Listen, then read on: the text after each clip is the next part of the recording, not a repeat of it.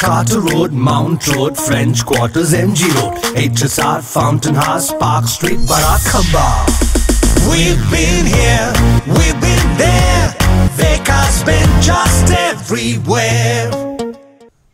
జార్ఖండ్ ఎన్నికలకు ముందు కీలక పరిణామం చోటు చేసుకుంది. మాజీ సీఎం చంపై సోరెన్ జేఎంఎం కు గుడ్ బై చెప్పారు. రేపు బీజేపీలో చేరనున్నారు చంపై సోరెన్. వెళ్తూ జార్ఖండ్ ముక్తి మోర్చా జేఎంఎం పై చంపై సోరెన్ ఘాటు విమర్శలు చేశారు. జార్ఖండ్ రాజకీయాలు రోజుకో మలుపు తిరుగుతున్నాయి. మాజీ సీఎం చంపై సోరెన్ జార్ఖండ్ ముక్తి మోర్చా జేఎంఎంకు రిజైన్ చేశారు. తాను బీజేపీలో చేరబోతున్నట్టు ప్రకటించిన ఆయన ఒకరోజు తరువాత తన పార్టీకి రాజీనామా చేశారు. హేమంత్ సోరెన్ నేతృత్వంలో జేఎంఎం దిక్కులేనిదిగా మారిందని ఆరోపించారు చంపై. అందుకే తాను బలవంతంగా వైదొలగాల్సి వచ్చిందని ఆయన పేర్కొన్నారు. జార్ఖండ్ ప్రజల తరఫున పోరాడుతూనే ఉంటానని ఆయన అన్నారు.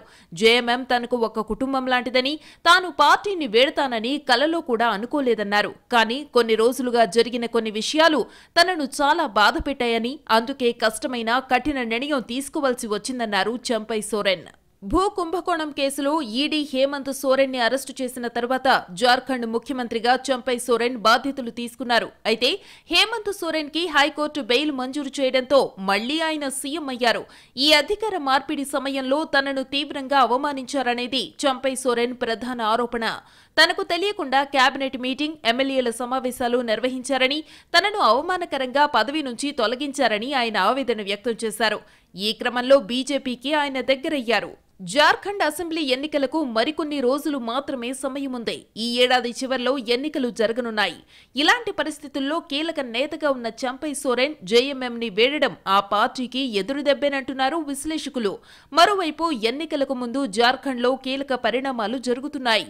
బీజేపీ సీనియర్ నేత, కేంద్ర మాజీ మంత్రి యశ్వంత్ సిన్హా తన కుమారుల రాజకీయ భవిష్యత్తు దృష్ట్యా కొత్త పార్టీ పెట్టబోతున్నట్టు ప్రకటించారు. ఎన్నికల వరకు ఇంకెన్ని మార్పులు జరుగుతాయో అనే చర్చ జరుగుతోంది.